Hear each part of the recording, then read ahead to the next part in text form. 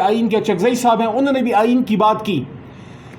میں پاکستان کے تمام پولیٹیشنز کو یہ کہنا چاہتا ہوں کہ عمران خان صاحب کی کوئی ذاتی لڑائی تھی؟ اگر انہوں نے سٹینڈ لیا تھا پاکستان کی سوورنٹی کا اور ایبسولوٹلی ناٹ کہا تھا، تو کیا کسی بنی گالا کی زمین کا جھگڑا تھا امریکہ یا کسی اور طاقت سے؟ اگر عمران خان پاکستان سے باہر روس جا رہے تھے تو کیا ذاتی تعلقات پوٹن سے بنانے تھے یا پاکستان کے لیے سستا تیل اور آزاد خارجہ پالیسی کرنی تھی؟ آج مجھے بتائیں، غزہ میں خون خون ہے، ہمارے بچے، ہمارے بدن کے ٹکڑے، جگر گوشے غزہ میں بھوک اور پیاس سے مر رہے ہیں. آج اگر فلسطین کا وکیل باہر ہوتا، وزیر اعظم عمران خان ہوتا، آپ دیکھتے کہ کس طرح وہ گرجدار آواز میں آواز اٹھاتا اور کسی کی جرت ہی نہ ہوتی یہ جو غزہ میں ہوا. ان کو پتہ ہوتا کہ ایک نیوکلیر اسلامک اسٹیٹ کا وزیر اعظم عمران خان فلسطین کوز کے ساتھ کھڑا ہے. میں نے عمران خان صاحب کو، بات میری لمبی ہو رہی ہے، میں ختم کر رہا ہوں.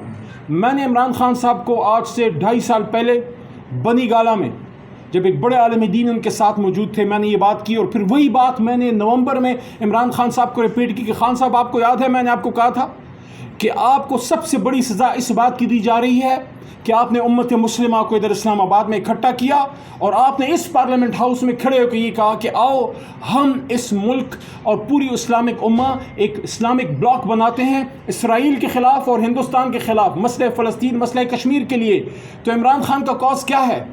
آج پاکستانی عوام کدھر گئے؟ کیا آپ عدلیہ میں جا سکتے ہیں؟ کیا آپ کو احتجاج کی آزادی ہے؟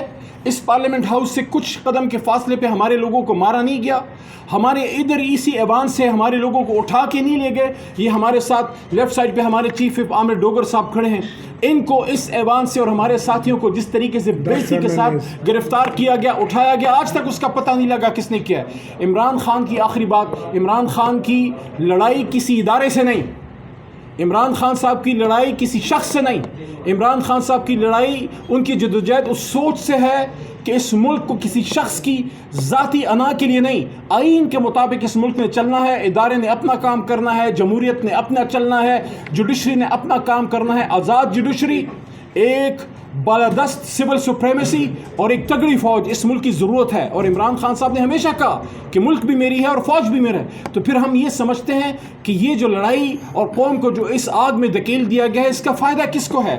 آج قوم کس کے ساتھ کھڑی ہے؟ آج قوم عمران خان کے ساتھ کھڑی ہے. آپ صرف ایک عمران خان سے نہیں لڑ رہے، آپ اپنی قوم سے لڑ رہے ہیں. اور یاد رکھیے، کبھی بھی کوئی ملک ترقی نہیں کرتا جب اس کی حکومت اور اس کے ادارے اپنے قوم سے لڑتے ہیں. آج آپ بلوچستان اور پختونخوا کی آواز سنیے، لاکھوں کے مجمع نکل رہے ہیں، یہ فاصلے بڑھ رہے ہیں، عوام اور اداروں کے بیچ میں فاصلے بڑھ رہے ہیں، اور یہ فاصلے ایک شخص ختم کر سکتا ہے اور اس کا نام ہے عمران خان. آپ موقع دیجئے جمہوریت اور آئین کو آگے چلنے کی. عمران خان صاحب سے بات کیجئے، اس کا دل بہت بڑا ہے. اڈیالہ کے اسیر سے بات کیجئے، وہ معاف کر دے گا. اور ملک کو آگے لے جانے کے لیے اس نے پہلے ہی ٹروتھ اینڈ ریکنسیلیشن اور فتح مکہ ماڈل کی بات کی ہے کہ آؤ بیٹھو اور اس ملک کو آگے لے کے چلو. کل کے احتجاج کا مقصد یہ ہے کہ عمران خان صاحب کی رہائی ہو اور باقی اسیران کی رہائی ہو اور اس ملک میں آئین و قانون کی حکمرانی ہو. بہت شکریہ.